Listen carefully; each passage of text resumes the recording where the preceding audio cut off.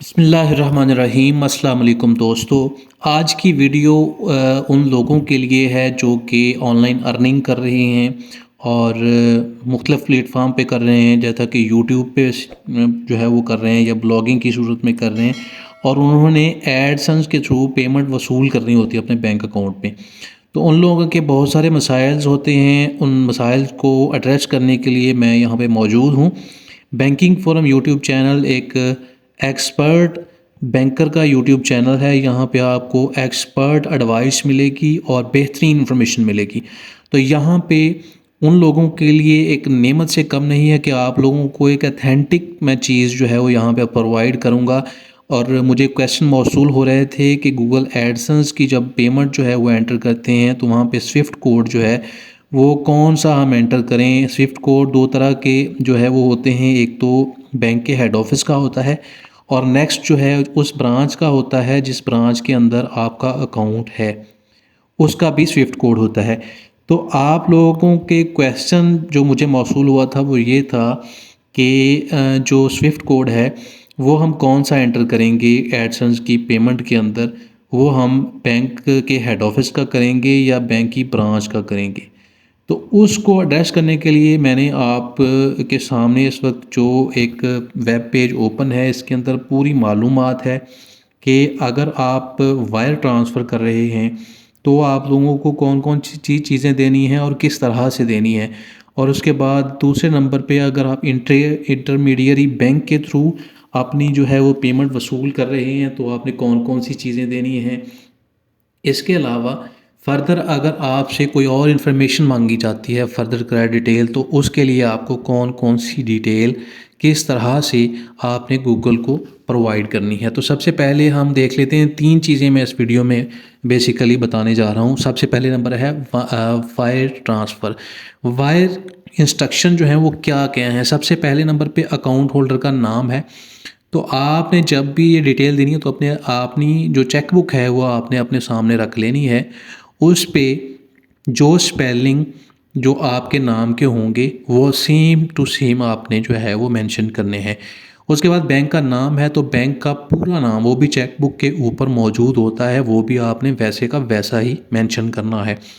उसके बाद Swift code या BIC कोड है तो ये आपने मेंशन करना है। यहाँ पे आके मसला जो है वो आप लोगों को पेश आता है। मेरी एक वीडियो है जो इस वक्त आई बटन में मौजूद है, आप वहाँ पे जाके उसको देख सकते हैं, जिसमें मैंने आपको बताया कि आप किस तरह से अपने बैंक के हेड ऑफिस का स्विफ्ट कोड देख सकते हैं और किस तरह से अपने बैंक की ब्रांच का स्पेसिफिक ब्रांच का स्विफ्ट कोड चेक कर सकते हैं।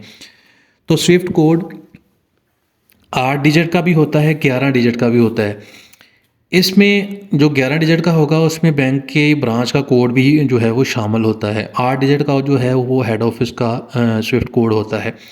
स्विफ्ट कोड जो है वो 4 चीज़ों पर मुश्तमिल होता है। पहले 4 लेटर जो हैं वो बैंक के कोड के होते हैं, अगले 2 लेटर कंट्री कोड के होते हैं, उससे अगले 2 लेटर जो है वो लोकेशन कोड के होते हैं, यानी किस जगह पे आपके बैंक का हेड ऑफिस मौजूद है उसके कोड होते हैं 2 लेटर। 3 लेटर जो है वो ब्रांच का कोड होता है जो कि ऑप्शनल होता है, लेकिन बेहतर ये होगा कि आप पूरा स्विफ्ट कोड दें अपनी ब्रांच का, या अगर आप हेड ऑफिस का दे देते हैं तो भी काफ़ी है, लेकिन बेहतर ये होगा कि आप अपनी ब्रांच का मुकम्मल स्विफ्ट कोड दें, जिसमें आपको तकरीबन जो 3 डिजिट जो है वो एक्स्ट्रा होंगे जो कि आपकी ब्रांच के हवाले से होंगे, वो आपने मेंशन कर देना है। उसके बाद आपका IBAN होगा, इंटरनेशनल बैंक अकाउंट नंबर। ये जो है आपने सारी चीज़ें अपनी चेकबुक पे देखनी है। स्विफ्ट कोड जो है वो उसका तरीका मैंने आपको बता दिया है। IBAN जो है वो आपकी चेकबुक के ऊपर मौजूद होगा, जो कि PK से अक्सर स्टार्ट होता है पाकिस्तान में जो जितने भी बैंक हैं उनका। तो वो आप चेक कर सकते हैं और मेंशन करें। ये वायर इंस्ट्रक्शन है, ये आप प्रॉपर देंगे तो आपकी पेमेंट में कोई इशू नहीं आएगा, पेमेंट आपको सही तरीके से मौसूल हो जाएगी। अब आ जाता है intermediate bank detail. Intermediate bank detail क्या है। अगर आपका बैंक जो है वो आपको इंटरमीडिएट जो बैंक डिटेल्स हैं उसके बारे में आपको कहता है तो आपने उसके लिए क्या क्या चीज़ें जो हैं वो प्रोवाइड करनी है, वो मैं आपको तफसील के साथ बता देता हूँ।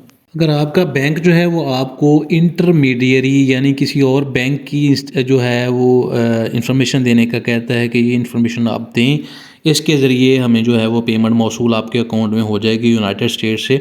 तो उसके लिए 2 चीज़ें हैं। नंबर 1 है इंटरमीडियरी बैंक डिटेल, उसमें आपने अपने बैंक का पूरा नाम मेंशन करना है। वो आपको बैंक आपको प्रोवाइड कर देगा इंटरमीडियरी बैंक डिटेल, वो आपने वहाँ से ले लेनी है।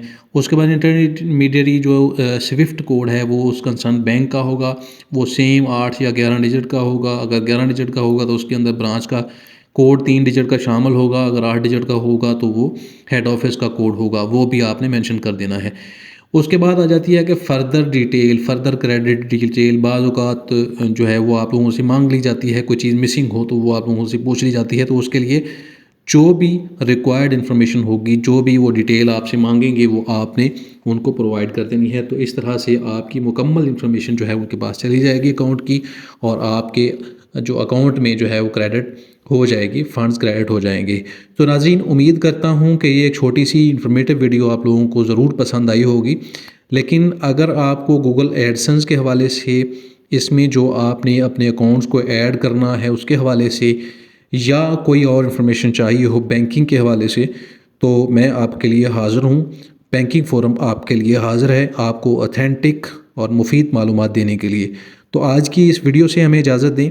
इंशाल्लाह नेक्स्ट और इन्फॉर्मेटिव वीडियो लेके आपकी खिदमत में हाज़िर होंगे। तब तक के लिए अल्लाह हाफ़िज़।